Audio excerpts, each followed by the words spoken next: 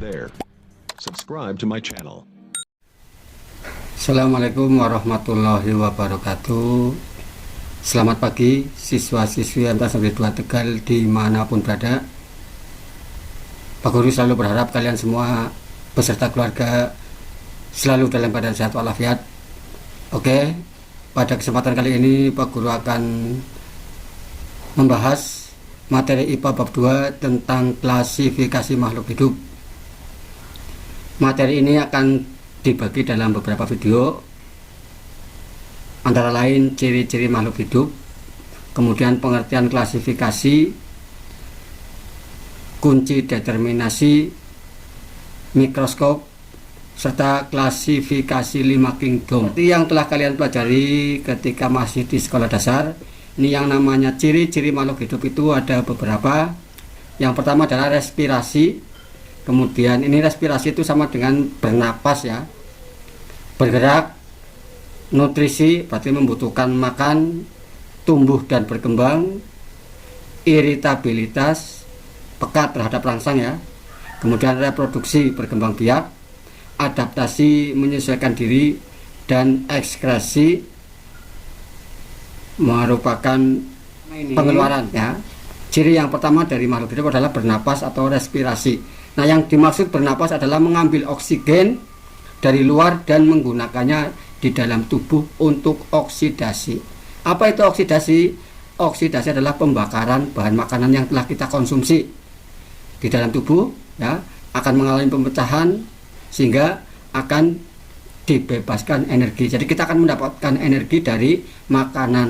Nah, makanan itu diolah menggunakan oksigen dari pernapasan kita. Jadi di sini ada beberapa poin pengambilan oksigen ini. Pertama dari lingkungan, tentunya lingkungan yang bersih yang kita hirup. Udara di pagi hari itu masih bersih.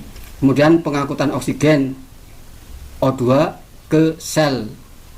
Kemudian penggunaan oksigen, kemudian pengeluaran karbon dioksida. Jadi bernapas itu menghirup oksigen dan mengeluarkan karbon dioksida. Ini yang dimaksud dengan bernapas. Itu salah satu ciri dari makhluk hidup. Ciri yang kedua, bahwa makhluk hidup itu ditandai dengan adanya gerakan atau dapat bergerak. Nah, gerak di sini perpindahan tempat dari posisi tubuh atau bagian tubuh makhluk hidup sebagai respon atau tanggapan terhadap rangsangan baik dari dalam maupun dari luar tubuh. Jadi bergerak itu berpindah tempat, berpindah posisi. Nah, kalau kita lihat yang namanya gerakan manusia dan hewan itu jelas terlihat berpindah dari tempat yang satu ke tempat yang lain melalui alat gerak. Sementara pada tumbuhan kita tidak tahu bahwa tumbuhan itu akan berjalan ke kiri, ke kanan, atau mungkin ke depan. Nah, kenapa? Pergerakannya itu ya tidak terlihat dengan jelas. Gerakan ujung daun tunas ke atas atau mungkin akar yang di bawah itu ya, dalam tanah itu bergerak, itu gerakannya seperti itu. Nah, kecuali kalau kita melihat ada putri malu atau mimosa pudica, itu bila disentuh dengan lidi atau dengan ujung jari, maka daun-daunnya akan mengincup. Itu karena adanya respon berupa sentuhan. Nah, itu yang namanya gerak pada tumbuhan. Jadi tumbuhan gerakannya tidak terlihat jelas, sementara pada manusia dan hewan itu terlihat jelas, yaitu berpindah tempat atau berpindah posisi. Ciri yang ketiga, makhluk hidup itu butuh makan dan minum. Ini bahasa IPA-nya adalah butuh yang namanya nutrisi. Nah, makanan dan minuman yang kita konsumsi itu digunakan untuk menghasilkan energi. Salah satunya ini. Jadi kalau kita pagi hari ya, ketika mau berangkat sekolah sarapan, maka kita akan mendapatkan energi dari sarapan tersebut. Nah, energinya digunakan untuk berpikir di sekolah ya, berpikir, kemudian untuk aktivitas dan lain sebagainya. Selain itu, yang namanya makanan itu berfungsi untuk mengganti sel-sel yang telah rusak atau sel yang telah mati.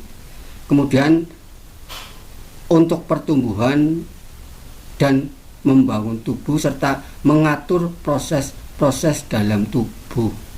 Nah, ini makanya sangat penting bagi kita sebagai pelajar ya, atau siapa saja itu di pagi hari itu harus sarapan. Karena apa? Akan dihasilkan energi. Nah, dari sini kalau kita lihat manusia dan hewan itu memperoleh makan dari makhluk hidup lain, yaitu dari tanaman, dari tumbuhan. Dan manusia dan hewan tidak dapat membuat makanan sendiri, maka dikatakan sebagai konsumen atau dikatakan sebagai heterotrof karena tidak bisa membuat makan sendiri. Sementara tumbuhan dapat membuat makanan sendiri melalui proses fotosintesis. Nah, tumbuhan tersebut dikatakan autotrof atau bersifat autotrof atau sebagai produsen. Bahwa makhluk hidup itu akan tumbuh dan berkembang. Nah, tumbuh di sini merupakan proses peningkatan jumlah, ukuran dan volume sel-sel tubuh. Sedangkan berkembang adalah proses menuju kedewasaan atau berkaitan dengan kematangan suatu organ sehingga berfungsi. Ketika kita bayi ya akan tumbuh menjadi besar ya, menjadi anak-anak, menjadi remaja, menjadi orang tua dan menjadi kakek. Itu namanya pertumbuhan. Sedangkan berkembang di sini prosesnya misalnya dari belum balik ya menjadi balik, kemudian organ-organnya menjadi lebih matang. Misalnya yang perempuan setelah menikah akan bisa bereproduksi, menghasilkan keturunan, itu namanya berkembang. Jadi hubungannya dengan kematangan suatu organ itu yang namanya berkembang. Contohnya perkawinan, maka akan dihasilkan zigot ya, kemudian fetus, kelahiran anak, remaja, dewasa dan tua, itu namanya pertumbuhan.